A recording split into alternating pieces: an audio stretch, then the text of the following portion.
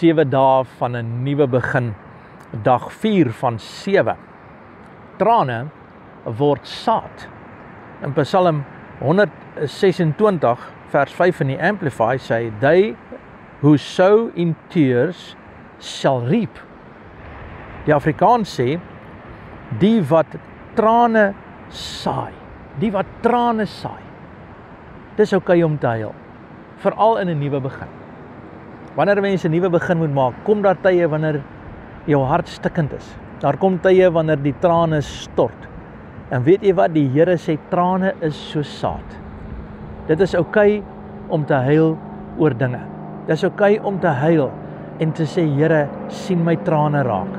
Sien my raak, ek is bekommerd, ek het 'n begeerte, ek het 'n droom, ek het 'n verlange, ek honger en ek dors na U. Dis okay om in trane te saai. Trane is geloof in aksie. Dit is nie swakheid nie.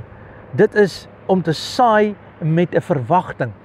Elke traan wat jy in jou hart saai, elke traan wat jy stort, wanneer jou stilte, wanneer jy dalk net so alleen is, wanneer jy eenkant is, wanneer jy dalk eers een stap, of dalk daar in jou kamer, in jou bed is, waar jy alleen is, en die trane rol oor jou wange.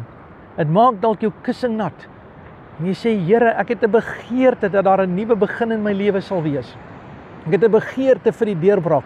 Here, ek het 'n verlange na U. Ek dors na U, ek soek na U. Daardie trane is saad. Dink maar aan 'n ma wat vir haar seun bid en in trane vra vir die oorwinning. In trane vra vir die deurbraak. In trane sê, Here, seën my seun, help hom, red hom, verlos hom, help hom om deur te breek in trane. Dan hoor jy later aan, daardie seun het tot bekering gekom en hy getuig. Hy sê, dit is die trane van my ma wat my tot bekering gelei het. Dit was die trane van my ma. En dit is okay. Dis okay om so saad te saai. Dis okay, in die proses van 'n nuwe begin is daar tye van trane. Daar's tye wanneer die omstandighede so moeilik raak. Veral as mens iemand wat jy lief het verloor het, dalk het jy in jouself iets ervaar, dalk het die dokter aan jou mediese nuus gedeel wat jou in trane het. En dit is nie vir jou maklik nie, saai in trane vandag. Saai in trane en laat toe dat daardie trane vir jou oorwinning bring en deurbrake bring. Nuwe begin, 'n nuwe begin. Ek wonder of daar enigstens 'n nuwe begin is wat nie in trane gesaai is nie. En weet, wanneer 'n mens met blydskap huil, wanneer jy in blydskap met dankbaarheid sê, wanneer jy iemand wat jy verloor het en jy vind daar die blydskap weer, is daar trane van blydskap in jou hart. Weet jy dat die Here sê, hy sal jou trane afvee? Hy sal jou trane afvee. Weet, die Here gee vir jou krag vandag. Mag jy vandag trane hê in jou gebed en in jou liefde. Die Here sien trane raak. Dit beteken jy moet elke dag huil nie. Dit beteken wanneer jy huil. Wanneer dit vir jou so is dat jy uitroep en sê, ag Here, help my, ek het hierdie begin nodig.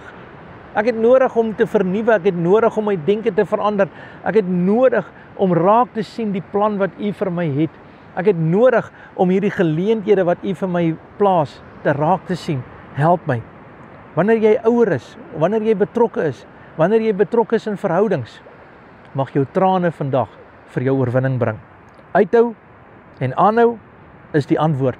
Daar's nie onmiddellik vrug nie, maar trane maak die saad nat, sodat daar vrug kan wees. Kom ek bid saam met jou. Vader, ek dank U dat U ons trane raak sien.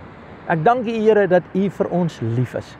En ek dank U, Here, op hierdie oomblik. Ek wil vir jou bid vandag, dat die Here jou trane sal raak sien en dat jy in staat sal wees om die deurbraak te kry.